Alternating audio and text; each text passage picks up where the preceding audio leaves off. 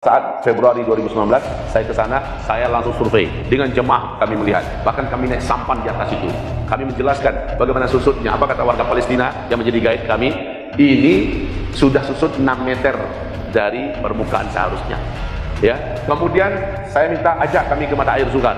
Kata beliau, untuk apa kita ke situ? Kalau ingin melihat mata airnya, sejak tahun yang lalu mata air Zuhar sudah kering sama sekali, tidak lagi mengeluarkan mata air. Terus ajak kami ke kebun kurma di Baisan. Oke, kata mereka. Diajaknya kami ke situ, Bu. Banyak pohon-pohon yang sudah ditebang karena sudah tidak lagi berbuah.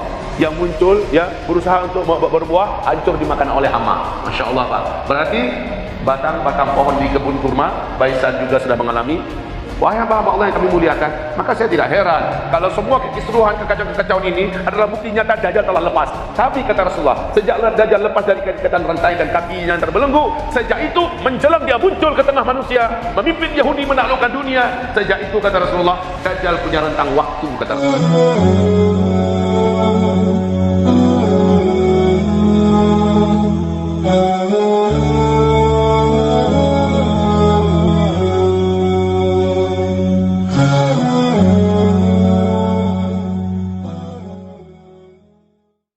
Dajjal la'natullah alaih, menurut tanda-tanda hadis sahih Imam Muslim, hadis ini terkenal di kalangan para ulama ahli hadis dengan sebutan hadis Al-Jassasah, diceritakan oleh Fatimah binti Qais.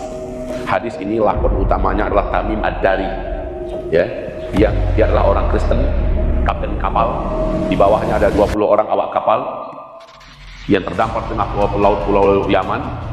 Kemudian akhirnya dia berjumpa dengan pemandangan yang mengerikan. Lalu dia akhirnya kembali ke Arab. Dia datang dengan sengaja kepada Nabi Muhammad, menyatakan syahadat masuk Islam. Lalu dia ceritakan apa yang dilihat di tengah pulau laut Yaman.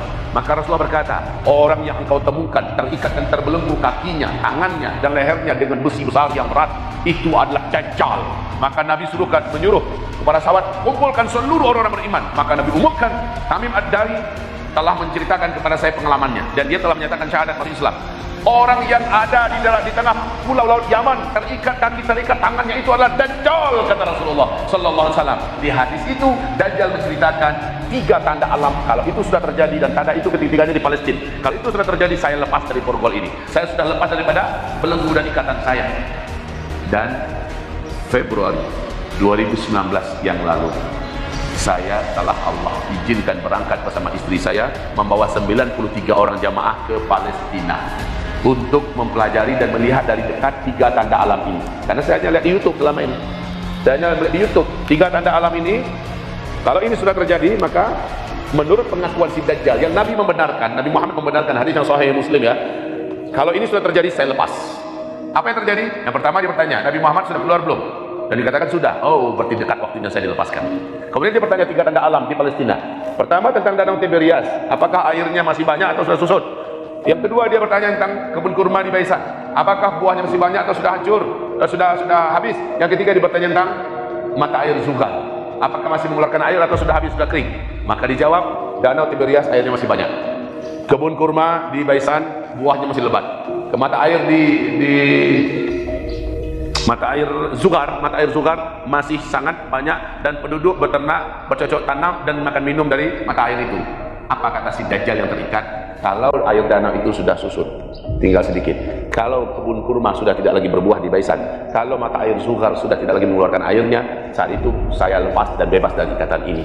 Dan saat Februari 2019 saya ke sana, saya langsung survei dengan jemaah, kami melihat, bahkan kami naik sampan di atas itu. Kami menjelaskan bagaimana susutnya. Apa kata warga Palestina yang menjadi guide kami? Ini sudah susut 6 meter dari permukaan seharusnya. Ya, kemudian saya minta ajak kami ke mata air Zuhar. Kata beliau, untuk apa kita ke situ? Karena ada hadis Nabi yang bercerita tentang mata air Zuhar. Kata beliau, kalau ingin melihat mata airnya, sejak tahun yang lalu mata air Zuhar sudah kering sama sekali, tidak lagi mengeluarkan mata air. Terus ajak kami ke kebun kurma di Baisan. Oke, kata mereka. Diajaknya kami ke situ, Bu. Banyak pohon-pohon yang sudah ditebang karena sudah tidak lagi berbuah.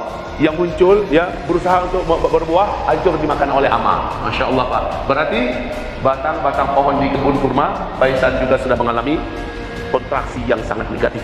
Wahai hamba Allah yang kami muliakan, maka saya tidak heran kalau semua kekisruhan, kekacauan ini adalah bukti nyata Dajjal telah lepas. Tapi kata Rasulullah, sejaklah Dajjal lepas dari ikatan rantai dan kakinya yang terbelenggu, sejak itu menjelang dia muncul ke tengah manusia, memimpin Yahudi menaklukkan dunia. Sejak itu kata Rasulullah, Dajjal punya rentang waktu, kata Rasulullah, 40. Nabi tidak menjelaskan 40 jam, 40 minggu, 40 hari, 40 bulan. Nabi tidak menjelaskan. Pokoknya sejak dia lepas, dengan dia muncul memimpin manusia, dia akan memimpin dari balik kegelapan. Iblis langsung bersatu dengan Dajjal. Dari seluruh setan dikomandokan oleh iblis, bergerak, berkhidmat, layani apa yang dimau oleh Dajjal. Karena saatnya memurtadkan manusia. Dan Nabi berkata saat Dajjal nanti muncul, 2/3 manusia yang ada pada masa itu mengimani Dajjal adalah Tuhan, dan mereka sujud menyembah Dajjal. Sementara dari umatku, maksudnya umat Islam, yang akan sujud menyembah Dajjal, menuhankan Dajjal, sepertiga jumlahnya yang akan masuk dan ikut menyembah Dajjal sepertiga. Dajjal datang ketika manusia kelaparan, ketika manusia kehausan, ketika manusia putus asa hidup. Dia datang bisa merubah segala-galanya dengan kekuatan sihirnya, bantuan setan-setan, ya, dengan kekuatan yang luar biasa, sehingga manusia percaya ini adalah Tuhan. Dia tunjuk langit, maka langit pun menimbulkan awan dan menurunkan hujan. Dia tunjuk bumi, bumi pun menjadi subur, hewan ternak pun menjadi hidup, dan bahkan yang dalam kubur dibangkitkan. Padahal itu seluruhnya adalah sihir, kata Rasulullah. Itu adalah bantuan-bantuan setan yang terlaknat. Tapi orang yang tidak berilmu, orang-orang yang imannya lemah, orang-orang yang jarang ngaji, langsung percaya dan sujud menyembah Dajjal. Mereka akan kekal di neraka jahanam selama-lamanya. Makanya untuk misi besar ini, iblis langsung bergabung merapat dengan Dajjal. Yang terjahat, Pak, dari bangsa jin itu adalah iblis. Dia memimpin seluruh setan. Yang terjahat dari bangsa manusia sejak Adam diciptakan sampai hari kiamat terjadi adalah Dajjal. Dan yang mampu menyesatkan manusia sebanyak-banyaknya adalah Dajjal. Makanya iblis segera merapat dan mengerahkan seluruh setan-setan di bawah komandonya untuk tunduk kepada Dajjal. Nah, Bapak Ibu paham sekarang? Dajjal itu telah lepas.